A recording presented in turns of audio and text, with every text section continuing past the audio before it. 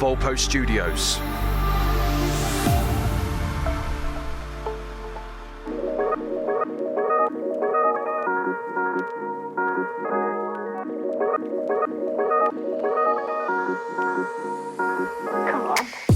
Hello everyone, it is episode 12 and we come to the end of this first series. A series that myself, James and Dan are all really proud of. We've had some amazing guests. We've had some lovely messages about the podcast. You know, when we first started this, all of us were just doing it for each other really. We're all so close, but we haven't seen each other that much. So it was an idea to bring us three back together and get some interesting people on. And people who we wanted to talk to and, you know, learn things from. And all the guests have been fantastic. I can't thank them all enough. And series 2 won't be far away. We're going to be recording over the next month or so, and then we'll start bringing series 2 to you. And we appreciate the love that this new podcast has been given. So thank you, everyone. Here's the last episode, me, Dan and James reflecting on all the shows that have come before. Hope you enjoy it. So it's the wrap-up episode of the first season. How do you think it's gone? Well, me listening to it, I've realised how little I do talk. See, that's what I've been telling you for a long time, brother. I end up just listening, though. I'm a good listener. That's my thing. Yeah, but when you do talk, you do come with like some gems and some nuggets. Yeah, even there. I normally get one or two in. Let's do this in the wrap-up episode. So you're giving feedback to say that you're going to contribute more.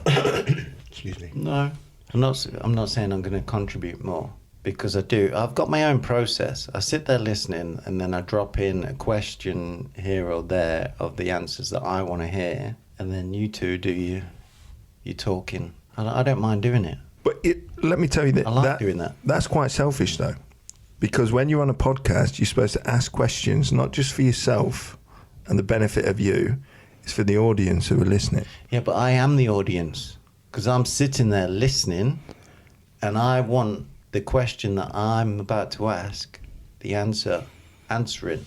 Do you know what I mean? I want it answering. Yeah, no, I get it. So I'm here for the people. You're here for yourself, mate. That's what it sounded like, didn't it? I'm here for the people, but me first. Yeah, this is my therapy. This is my therapy coming talking to you. I mean, and diving deep into our relationships. Because I didn't know you a lot, James. I didn't know you a lot before this. Because you've spoke about yourself, and even listening to your episode, I learned more about you than we've spoke about together. Right, I'd say we're close and we're friends, but I didn't know you in that sense. Like, when have we ever sat down and had a deep conversation? That's a really good point. Well, really good I've point. learned a lot about you. All the years, like from when we were younger, going on holidays together and all stuff like that. Maybe, you know, our life moves and, you know, marriage and kids, and you sort of go in your own different directions a little bit, and you come together, and then you go and you come together.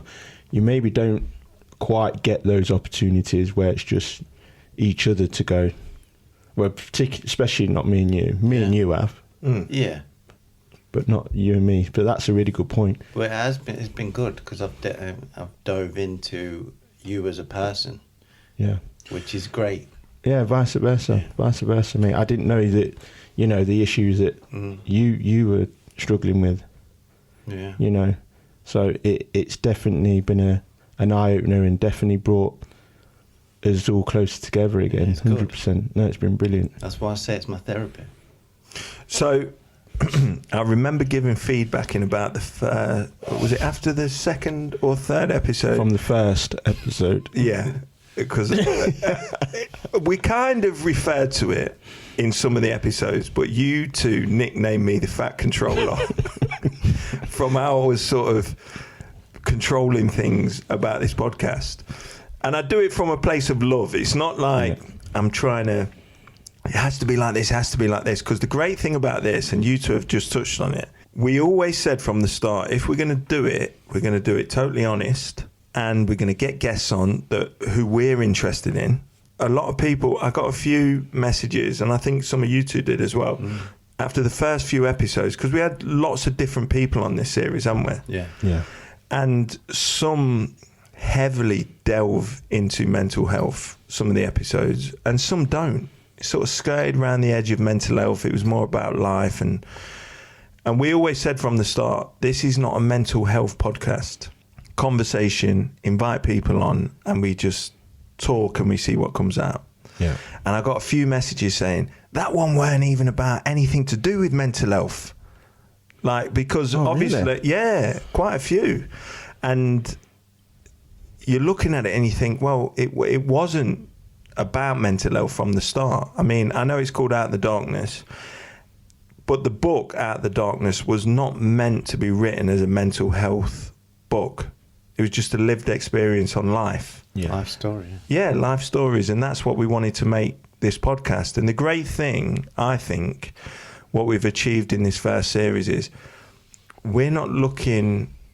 I think I said in the first episode that it'd be great if we got loads of listeners, because, you know, you start a podcast up, you want to get listeners and you want it to be helping people. But when that's not your ultimate goal, and you two have already touched on it, the ultimate goal was to get us three back round a table and having these conversations with each other. Yeah. And hopefully with us being so honest and talking to each other, hopefully inspiring like other people to feel that they can just go and talk to their mates and grab the mates. And, you know, like in Jordan's episode, what he said his mates were doing and how he inspired them. Do you know what I mean? Yeah. 100%. And what you two have just touched on also, which is why I love this, and I employ people to go out and maybe get a couple of microphones and sit down. What Dan was talking about, you two have had so many interactions over the years, and the fact that it takes us to switch a microphone on, bring a podcast out, for you to know each other better. There seems something about this format, doing something like this, that helps you connect on a different level. And what I mean by that is, say you and Dan meet down the pub, and then Dan all of a sudden starts talking of some of the stuff that he spoke about throughout this series. You think, fucking hell, he's going deep on me. Yeah. What's he doing? And Dan probably wouldn't do that. Yeah. It's a bit of a different environment. And it is a different environment. And how would you take that? You've gone down the pub for a beer and you want to have a laugh. Ultimately, when you meet your mates, you want to have a laugh, don't you? You want to... So you probably wouldn't want to say all that stuff anyway, but if you did, you would be taken back a bit. So you're right, this platform, there's something to be said for this, like shoving a mic in front of each other's faces. And, you know, I think, like you touched on it a minute ago, we said at the start, we kind of signed a verbal contract of we are going to be honest, and we're going to, you know, we're going to say whatever we need to say, and hopefully we can reach some people and be worth a listen. I wouldn't steer people away from it though. No. Do you know, as thinking if you're going down the pub, but you've got to, I suppose you've got to pick your setting or pick your person, like Jordan was saying. Yeah. His mate said, can we go for a beer? He knows that Jordan's been through it. He's picked that person to open up to, can have a couple of beers first, because that's where he felt comfortable. You can do it in your living room, say, come round, you want to watch a film, TV programme, anything. But I wouldn't steer people away from talking, because that's what we're trying to get people to do more. Yeah, but I'm not, you know me. I can have the deepest conversation over anything. You know, I can ring you up and have a deep conversation. I'll ring Dan and I'll go deep. We can be at the pub, we can be anywhere. But that's my kind of personality. I'll just go deep on a stranger. Remember I said the story earlier in the series about meeting that guy at your wedding? Yeah. And I just dropped it all on his toes. And he was like, what the hell? Do you know what I mean? Like, I can do it anywhere, but I'm saying... What has been really powerful throughout this first series is as soon as you turn a microphone on and it's like a setting like this, you seem to open up more than you would if you were in a pub setting, meeting your mates at the football setting. Do you know what I mean? Yeah. I'm in no way am I not saying you shouldn't talk to your mates and go to a deep level, but it seems a lot easier in this format that we've created. So if people are listening and they do want to, talk on a deep level, maybe an idea could be they set up a podcast that is never going to be aired, because we've done that. Yeah, That's done a how few. we haven't started. Yeah. You told me it's not going out anyway. You just need to talk to me. That's it. That's exactly how we started. Talk into the microphone. And don't move your head around. Sit forward. Sit straight. Stop breathing so deep. Stop going. Exactly. Hey, well, that's when it turned it on its head. We've been carrying that on though. I know we have. When I've been listening, I was thinking people at home are going to be like, they're still in the way through it, and we've highlighted it for people to listen to. I bet there's some people out there. That was a genuine There's some people out there that are just marking down every and then they'll tweet you. I fucking heard you say about 15 in that one. I'll take your hat off, you bold bastard. Could you imagine? Do you have a favourite episode? Oh my God, he's gone there. I can't believe he's gone there. I was going to ask that question and I thought, nah, that's... it's like asking, have you got a favourite child? These are all our children, all 12. Well, for me, I loved every single one. I love doing every I single have enjoyed every single one, but... Go on, go for it. Say it and ostracise the other 10. Go on, do it, bro. Don't forget, some of these are coming back on as well. Well, all right. So the one that I don't know. I could say I got the most out of because of the questions that I wanted answering. Shelley Smith. I wouldn't say it's my favourite, but the most informative and what I was taking out of it. And such a nice lady. Yeah. Really good. And like she's invited us on things afterwards. Yeah. You know me, I like my freebies, and so they're the kind of people that I like. So go on, tell us, what are you going on with, Shelley? Because me and James can't make it. Well, it's I don't even know what the dogs are called now. St Bernards in there. Are they St Bernards? I thought they were St Bernards. No. It's a big rescue dog, isn't it? It's the big dogs. And you go to a river and have a nice relaxing swim with them. They take you around. I thought we could do a bit of an episode from there, get some excerpts, but it looks like it's just me on my own. Well, you can still do that. Well, Mate, I'd I'm the fucking drown. non-talker of the group. I'd fucking drown. You've got a life vest on. I'm sure I'd still find a way. So you're going swimming with rescue dogs with Shelley Smith? Yeah. Well, she takes her team. I think they do it every year. And I don't know where or I know when, but she's took my email address and I'm going to do it. It's on a Decent. Friday, 10 till 2. I'm looking forward to it. I was speaking to one of the lads from Jiu-Jitsu and he's like, I'd love to do it. I'd love to do that because he's into his dogs. I mean, he looks after dogs. I feel like we took something from every single one, though. Yeah, we 100% have. Every single one. They've all been enjoyable, and like I say, I've enjoyed just listening and talking now and again. So, listen, I don't want to slip into my fat controller role, but because we want to talk the truth, I'm going to say it in front of everyone. There's no feedback to try and make this podcast better with you two, but what I would say is the Dan and James that I know still isn't represented on this podcast.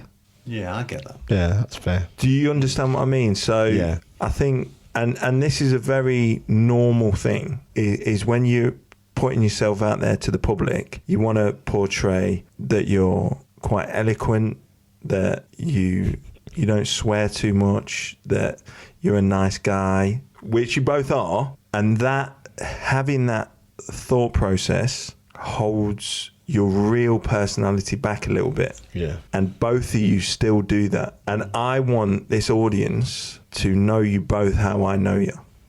So that would be my only, it's not a criticism, that would be my only feedback for season 2. We're going to bring it, and we're going to bring it in a way where everyone who listens starts to really understand who James Miller is and who Dan Piper is. I think that's fair, and I also think we've come on quite a bit as well. 100%. 100% you have, and it's a process. And it's a. We're only 12 in. We can get there. Definitely. Keep moving. No, I forward. think that there's nothing wrong with constructive criticism, Matthew. And the difficulty is with everyone listening. And I have been talking the most on this season. Yeah. And people might think of that. I know you two don't, but people might think, oh, fucking hell, he loves the sound of his own voice. He does. He don't even let the other lads talk. But what happens when you sit around this table and there's a guest in here? We've spoke about this on some of the other episodes. You know, they come into the kitchen. I meet them at the front door, bring them into the kitchen, offer them a drink, whatever they want, bring them through. And then generally the guys that and girls that we've had on are meeting you two for the first time. So it's kind of a weird kind of first thing, and then you don't want to turn the microphones on too soon until you feel like they're settled and Comfortable. And they're gonna, you know, Shelley talked about this a little bit. Remember Shelley's episode? Yeah. She talks about this a little bit, and then Sonny's off, rags someone's fucking ankle off, and they're like, oh my God, what's going on in this house? And then they meet Leanne, and then they meet Cairo, Brandon, Finlay, Sienna. There's loads of kids in the house as well. Some of them are probably thinking, what the it's like fucking an episode of the Waltons. You know what I mean? And then you bring them in, you sit them down, and then they're meeting you two for the first time, and then they get questions started firing at them. Do you know what I mean? It's quite a difficult thing to deal with. We probably feel a bit nervous, but obviously this is all going to take time. No, but the question that I wanted to ask both of you, Yeah. Series 2, what are your hopes? What are your guest choices? Yeah, I for mean, Series 2. hope to obviously to build up on what we've already done. There's definitely guests that we've had on that we need to get on for part 2s. I think there's definitely a few people out there that I've spoken to already about coming on that would be a great guest, you know, and their life experiences would be awesome to share with people. Give us a little taster. Well, we've got a friend of mine who I met in Spain who was sort of integral to me and the family sort of settling out there. Never met him in my life, met him when I got there. And his journey and what he's done in his life has been amazing. And still to what he's doing nowadays, real entrepreneurial mind, real lived experience. You know, he's had tough times, he's had real good times. Just a gent. Just a gent would be brilliant to have on. Name? Tommy McMillan. Tommy McMillan. Tommy McMillan. Another friend of mine who I work with within a school. Don't want to throw his name out there just yet. No, that's fine. But he'll be amazing as well when he comes on. Ex-footballer, had mental health issues, come through them. Just a really inspiring fella. Back in the game now, working within a club. So that's probably why I'd not really want to name him just yet, in case the club say, you know, no, don't really want to speak to them. So we'll see. Dan, same question to you before you go to your question. Hopes for season 2? Pretty much the same, really. More interesting guests, people that you want to hear from. More interesting. So season 1 weren't interesting. No, more. Look at me chucking one under a bus. Oh, I'm sorry, I didn't mean that. No. Sticking to the bus chucking. I like it. That's what we've got to keep it as. People like that. No, I was saying Wayne Lakin, who's former Commonwealth champion, multiple British champion, 10 years full-time athlete, and now he teaches Olympic weightlifting, and he's an instructor for that as well. And he obviously is in jiu-jitsu. That's where I met him. So he's made it to purple belt now, but he's been a black belt in judo for a lot of years. But he struggled. I think he struggled turning 50 and had come off the mats and was looking for a bit of a direction. And one of our mutual friends got him back on the mats, and I think it's turned him around. So I think he'll have an interesting story to tell. Brilliant. Listen, it's been a wonderful series, but look at the Fat Controller getting Fat Controller's getting in the mix again. Listen, it's been a wonderful series. I think we're going to do this at the end of every series, because the great thing is, even we've had so many listeners this year. You know, who the show is produced by. He looks after all the, you know, the production of the show, the editing of the show, albeit it's not that much because we try and keep everything in. He's really happy with the numbers of the people that are listening. Yeah, we owe him a big thanks as well, don't we? Yeah, we do. We do. You know, thank you so much for everything that you do for us. And what I would say is, it's great that we don't do that side of it because we don't see the numbers and we don't want to see the numbers. We just want to put the content out there. And if it helps people, great. If you enjoy listening to it, brilliant. And Dan, give us these questions. Well, I'm just going to say those little bits of feedback that we get trickled through, they, for me, make it all worth it. Yeah. People that you speak to in all walks of life, whether I'm in the gym or out on the street. I'm not saying we're getting ran up to by people, but even... Are you not? Are you? Well, saying this, I rang Dan the other day. I didn't ring you because you never pick up, but I rang Dan the other day and I was at the last game at Leicester City when we was going to have the party and everyone, and they ended up going to fucking lose to Blackburn.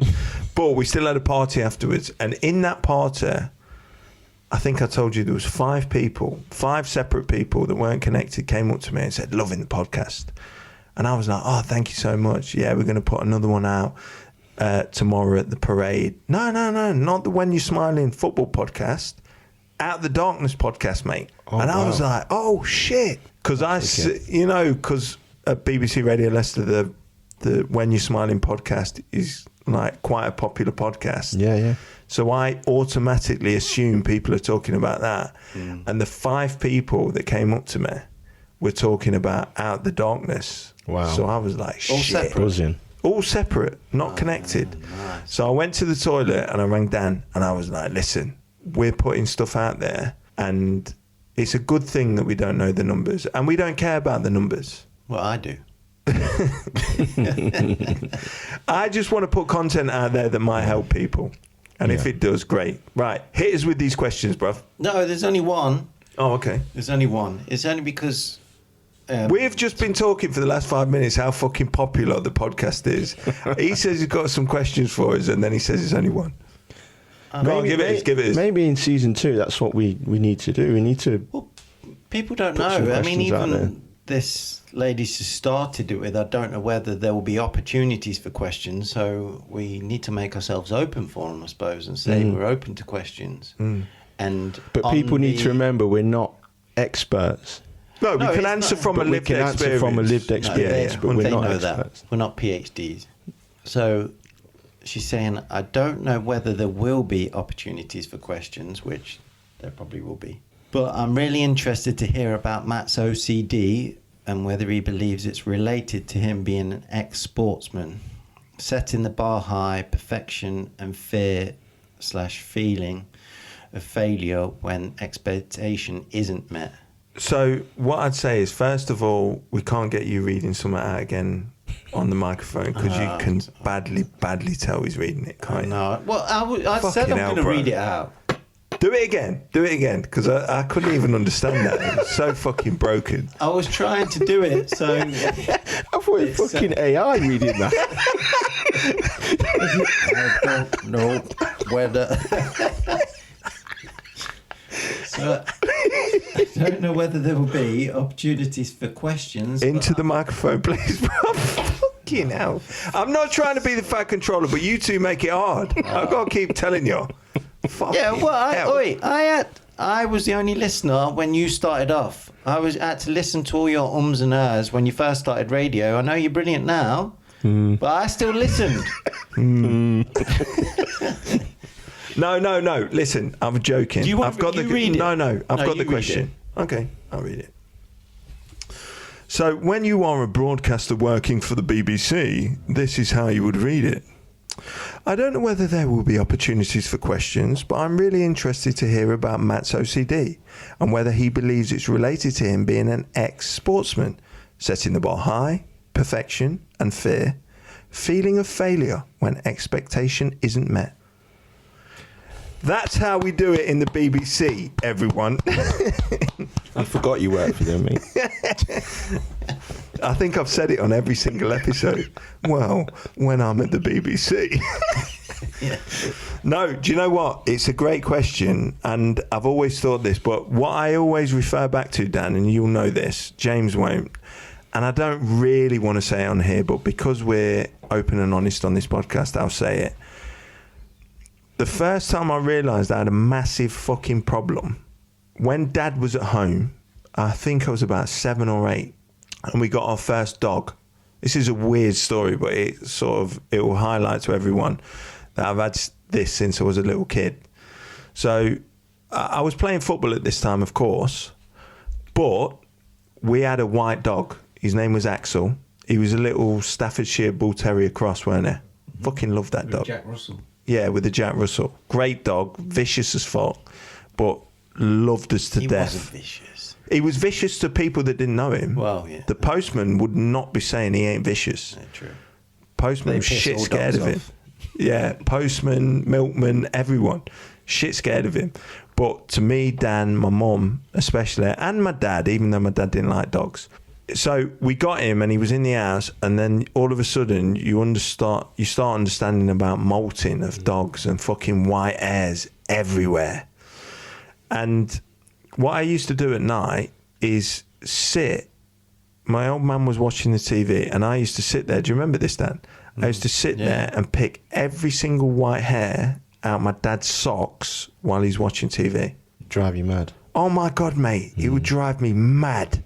So I would sit there and pick every fucking white hair out his sock. I'd do it with the carpet, certain dark patches in the carpets to clean it.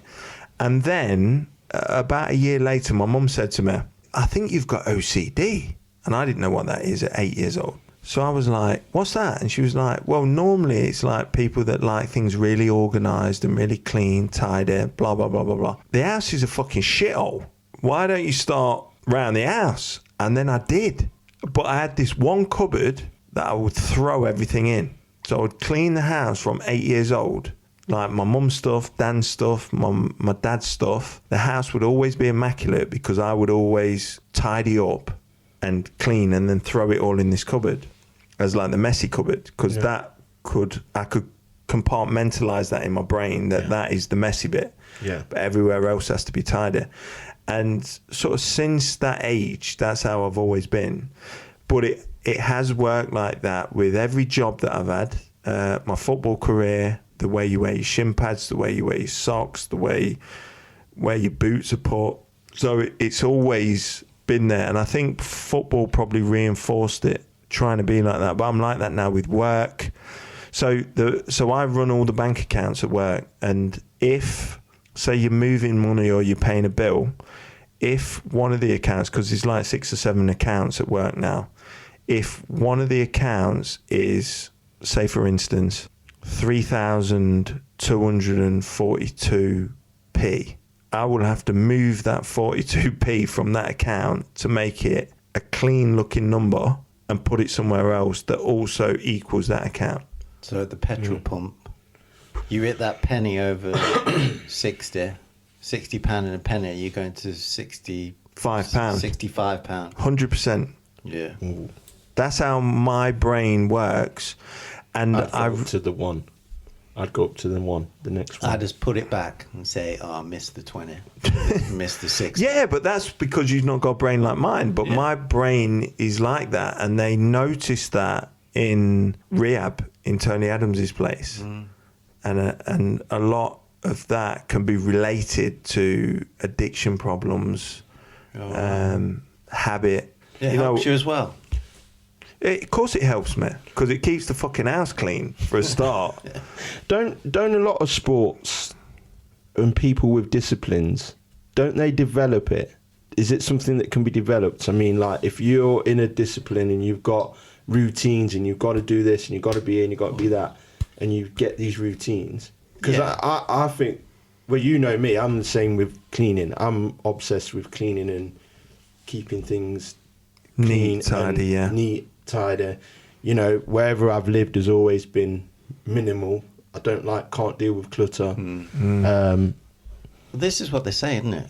That if you're trying to rely on willpower, it's not enough. If you're trying to get to that position, or if you want to do your gym goals, or you got this, willpower's not enough. You can't survive on your willpower. You got to be disciplined. And that's how people get to where they want to get to, because they're disciplined. Because discipline beats out willpower all the time. Because And motivation. and motivation. Because sometimes you're not motivated, but you're disciplined, so you'll do it. They're the winners in life, isn't they? The disciplined The people. discipline, yeah. Because that's what you build it on. You got to build it on a discipline. Because I think a lot of sport, we've been around footballers and been in and around sport all our lives. And I feel like quite a lot of people are like that. They're obsessed about being this way or doing things that way, or do you know what I mean? 100%. And I don't know if part of that question was about this, but I don't think she asked it. But what I would say is, being how I am, OCD, extending that OCD into discipline, because you can see how it's closely related. Because if you're OCD about all that stuff I talked about from when I was a kid, getting older, all of a sudden, if you set a goal in your mind to become a footballer, or to become healthier, or to become fitter, or to build something as relatable as building your chest muscles, having a six-pack, and then you read how you get a six-pack, and then I read it and it says you got to train at least 6 times a day. That means from then on, until that is broken by a holiday or something, I'm doing 6 times a day. And if you get up in the morning and you say, right, I'm going to train from 7 o'clock, if it's 10 past 7, my brain tells me, You missed it. Well, you've missed it, so you might as well miss it today. But the overriding feeling of, but that book said that I've got to train 6 times a week to get what I want, so I've got to do it. So sometimes I'll come down here at 11 o'clock at night when I've missed a training session in the morning, because that's the first opportunity I've got because I'm busy doing what I'm doing. I'll train. And Leanne and the kids will come in and be like, are you fucking insane? Yeah. Well, I'm sitting on the couch eating a dairy milk or something. You make me feel bad about myself. Comes up on my watch, Matt has just finished a workout, and I'm like... See? He sees it, because we've got our Apple Watches linked, so he can see when I do down something. a dairy milk watching a series with my belly hanging out or something, and he's just finished a workout. I'm like, for fuck's sake. No, but I think that's an extension of the OCD. Because you can't have OCD for just cleaning. It obviously, infiltrates different parts of your life. Are you disciplined though? And Or I is it remember... OCD? No, I've built it into a discipline, I think. Yeah. But I think it's originated from OCD. Yeah. I really do. Which can be, yeah. And I remember a great guy. He's such a lovely man. I don't know if he listens to this podcast, so I'm not bigging him up for that off chance that he's listening. But great guy. His name's Jason Bourne. He used to work at BBC Radio Leicester. He's now gone on to TalkSport. If you are listening, Jason, listen, get well soon, my friend. He's gone through some health issues recently. But he's a strong character. He's a strong guy, and I love him to bits. Get well, mate. Yeah. Get well soon. Get well soon, Jay. Jay said to me, so he was at BBC just when I first started, and then after about probably 6 months, he moved on to be a freelancer, and then he went to TalkSport. He's really big at TalkSport. But he used to come back and do the odd shift at BBC Radio Leicester if we were struggling for a presenter, because he's a great presenter. And he said to me, I do my game notes before every game. It takes me about an hour. And generally, after the first 15 to 20 games of doing these game notes, just stats, past games of the opposition, little nuggets of information here and there about certain players, managers, for the particular game that I was going to be covering. After about 20 games, I didn't even look down at these notes. I just, spoke about the game or the build-up to the game of what I already had in my head. And he said, that is not going to last. He said, I don't know anyone that does a summariser that does game notes for every game. It's great that you did it at the start. I understand why you've done it, but that will not last. And I said, no, it will. because I had built it firstly off of OCD. Oh shit, I got to do my game notes, otherwise I'm going to be fucking shocking on the radio. And then preparation. And then it built into a discipline that I had to do before every game, and I still do it to this day. I've never ever missed a game of game notes, even when you know you don't even look on them anymore. So that is a long roundabout way of answering that. Who was the lady who asked the question? Yeah, it's from Glenfield. She mentioned Erica. something about failure as well, didn't she? Yeah, Fear of failure. Fear of failure. Yeah. I don't know. Was you fearful of failure? Well, that thing that what I've just spoke about, that's fear of failure. Because if you are on live radio and someone asks you a question and you're like, and sometimes, I bet it's happened to you too with this podcast, your mind goes blank. Oh shit, I don't know what to say. You can't fucking not say anything when you're on radio. No. If you're on TV, you can sort of play it out a little bit because people can see you and you can laugh, you can joke, you can. When you're on live radio, if someone asks you a question and there's nothing in your head to say, that was probably fear of failure of, I need my notes because I look down, I'll see something. Oh, Dewsbury Hall scored 3 in the last 5. Yeah, but I was asking you about Hamza Chowdhury. Yeah, but Dewsbury Hall has scored 3 in the last 5. Yeah. Do you know what I mean? So what's that saying? Fail to prepare, prepare to fail. that's big to me. That's a big saying to me. And then there's also is that the 6 Ps? What's the 6 Ps? Piss poor preparation prevents piss poor performance. It's 7. It's the 7 It's a Ps. British Army adage. See, that's why I didn't get it. He said 5 Ps. Yeah, 7 Ps. Piss poor preparation prevents. Matt's piss version poor. is the 5 Ps, but with an R on there. Listen, Brilliant. season 1 has been, to everyone that's listening and who is listening to season 1 for me, If you're still listening. if you're still listening after this fucking shit show of the final episode, everyone that's listening, I honestly want to say thank you.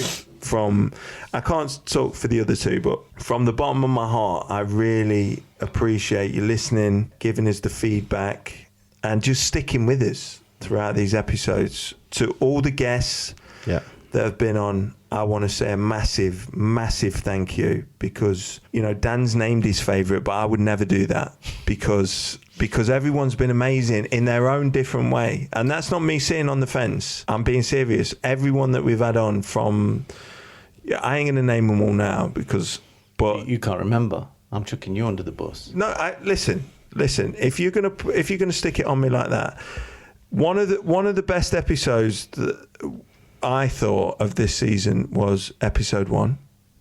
That was just me. Episode 2 wasn't great, but listen, the 2 lads that I had on tried. That was Dan and James. That's meeting us. Yeah. Jordan was early Halford. doors. Jordan Halford was number 3. That was amazing. By the way, everyone, I'm not reading this. This is off memory. Jordan Halford was amazing. Jersey Bud, when he sung that a cappella at the end, I was like, like something else. Yeah. And he was brilliant. Next episode was Shelley Smith, who's Dan's favourite. and listen, Shelley was outstanding. Yeah.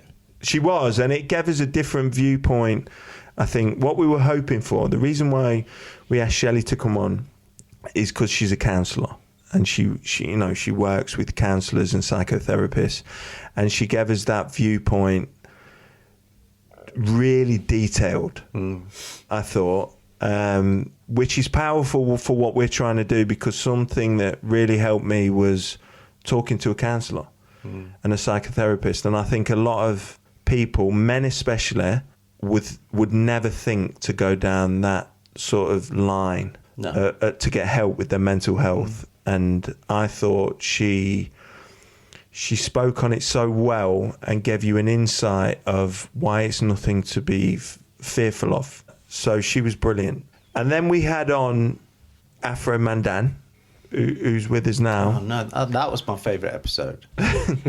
You can't steal my joke. That was my joke. Oh, okay. You were good though, bro. You were good, and it was a real while insight. ago. And then we had on Mr. Lester himself, Adi Damon. That was brilliant. Adi Damon was funny. great.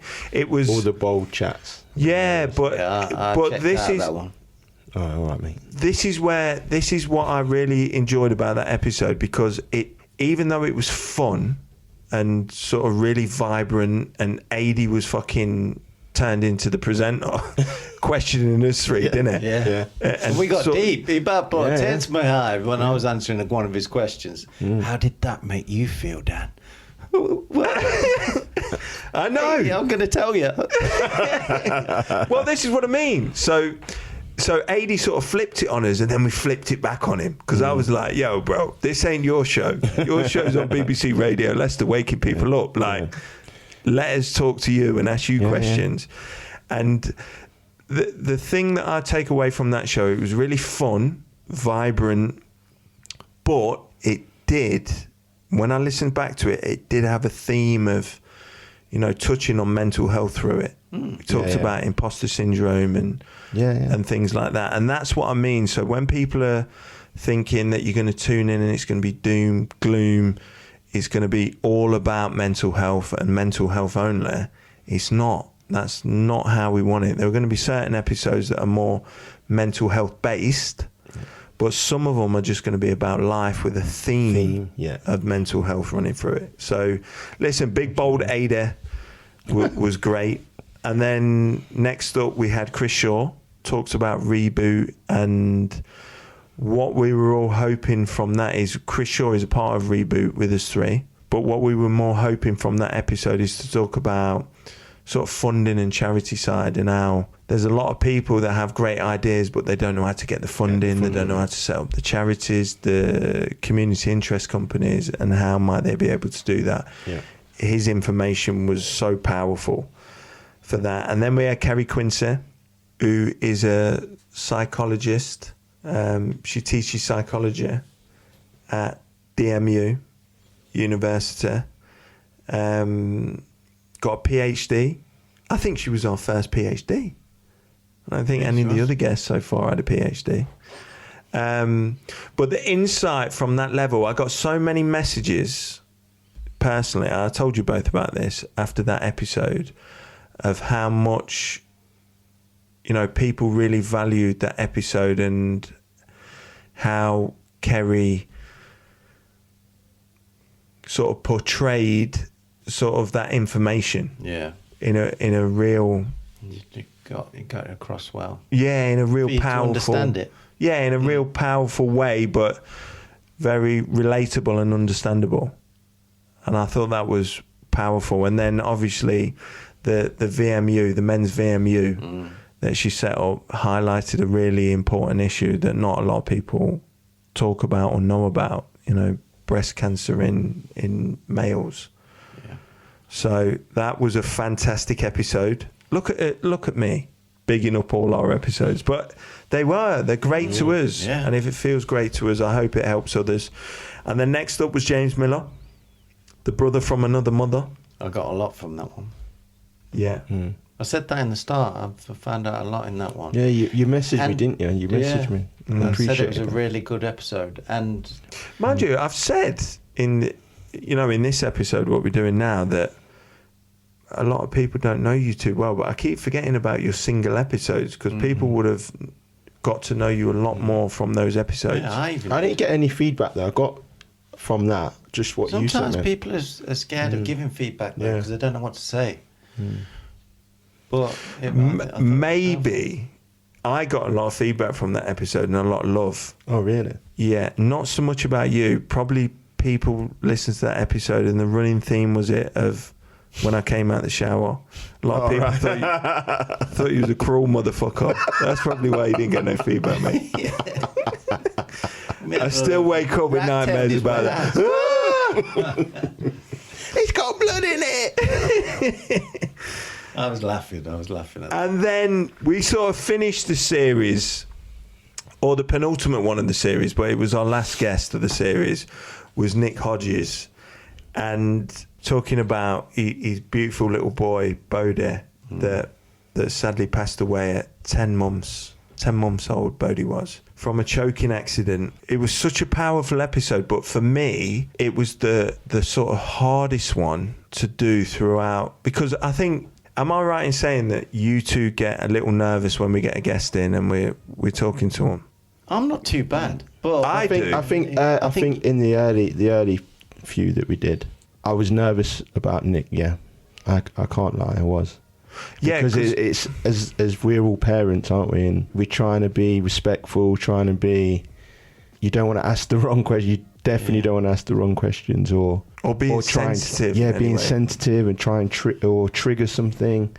So that was definitely a tough one, but yet so powerful. And you know what? I think Nick made it very easy for us. yeah, he did. But then again, He made it very, very He's easy 12 for us. years down the line, and he's even said himself, after them first 2 years, it gets better for people, and they can start talking a bit more about it. And now he's 12 years down the line. He's dealt with it a lot, and it's that with mental health as well. I mean, Jordan is 8 years down the line, and he's finally dealing with it. I think it just takes time with people dealing with these kind of issues. So you just got to stick at it. So listen, great first series. Thank you to all the guests. Thank you to everyone listening. And we'll see you in series 2. Thank you for Thank you. Yeah, for steering the ship. thank you, controller. So. People, thank you so much. We'll see you in series 2.